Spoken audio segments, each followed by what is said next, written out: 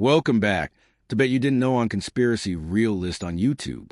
Click the subscribe button to get more about America's hidden history. Let's get started. Bet you didn't know, behind the bright lights and cheers of America's favorite pastime, baseball, lies a history of erasure. Before mascots, before logos, before sanitized team names. There were indigenous children forced into assimilation schools, then funneled into labor. There was also a shining native star named Sockalexis, brilliant on the field, erased off the record. This is the story they don't want you to hear. Because once you see the gaps, the silence becomes louder than any crack of the bat. From 1879 to 1934, the U.S. ran the Indian boarding school system, documented in the 2022 Federal Indian Boarding School Initiative report. The government took indigenous children from the Penobscot Nation, Cherokee Nation, Seneca, Ojibwe, Lenape, Tawa, Lakota, and dozens of other nations. Some children were as young as 5 years old. Inside the schools, their hair was cut, their languages were banned, their names were erased. They were punished for praying in their traditions. They were trained for labor, not education. And then came the next phase. Outing programs. A system that placed native children into factories, farms, households, urban workplaces, and stadiums. The schools made money. The children didn't. This is not a theory. It's in the documents of Carlisle, Haskell, Chemawa, and Sherman Institutes. Now imagine. You're 6 years old. You don't speak English yet. You've been taken from your family. Now you're pushed into a baseball stadium, told to work, obey, and stay invisible. That's the story of the Nickel Indian. Louis Francis Sockalexis was born October 24th, 1871, on the Penobscot Indian Reservation in Maine. Athletic from youth, Louis excelled in track, field, and amateur baseball in Maine before being recruited to college at Holy Cross College, where he also starred. In 1897, he signed with the Cleveland Spiders, making him one of the first Native American in Major League Baseball. His rookie stats were impressive. In 1897, he batted .338 over 66 games, with stolen bases and his breathtaking speed. Even though the fans mocked him with the nickname, Deerfoot of the Diamond. The public's fascination with him was not reverent.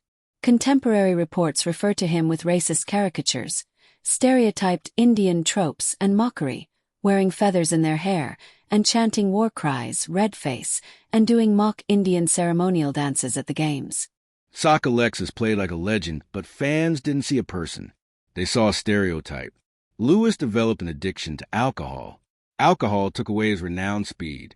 Unable to meet the expectations of fickle fans, his celebrity faded by 1899, just 2 short years into his meteoric rise.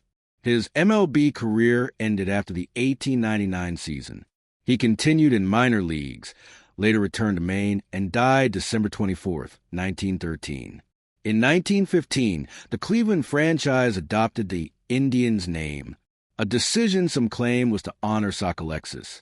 But historical scholarship shows this narrative is often contradictory. Many argue the name was chosen not out of respect but out of profit-driven racism, continuing the mockery embedded in media and fan culture. Now back to the Nickel Indians, the forgotten children of baseball.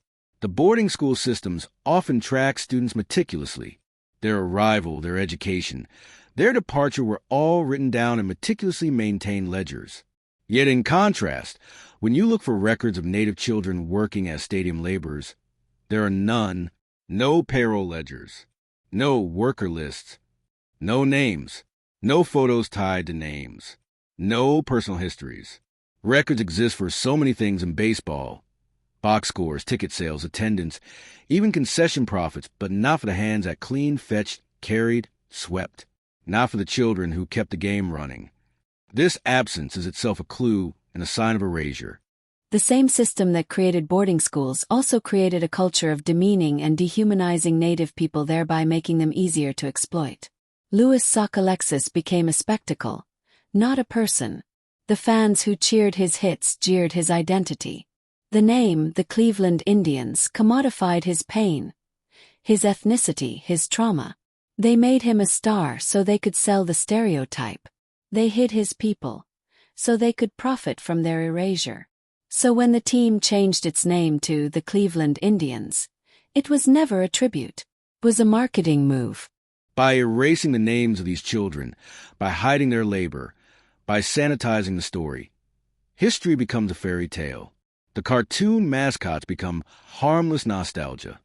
The honor in Sockalexis' narrative becomes the official explanation because it's easier than asking uncomfortable questions. Meanwhile, boarding school survivors, descendants of those stolen children, and entire Native communities carry the trauma, the silence, the loss. If the ledger doesn't name you, you don't exist. If no photograph ties you to identity, then in the eyes of history, you never existed. And that's how cultures get erased, not by bombs or bullets, but by ledgers left blank. Again, for a game which records every stat to everything, how could they not account for the nickel Indians? When a child was paid 5 cents, a whole nickel, per game, that nickel in 1910 is roughly worth about US $1.70 in 2025, based on standard inflation calculators. That means a child could work an entire game by fetching balls, carrying gear, cleaning up, and anything else they were told to do for less than $2 in today's money. Compare that to modern minimum wage, workers' rights, labor laws. The contrast isn't just economic, it's moral. This story isn't just about baseball.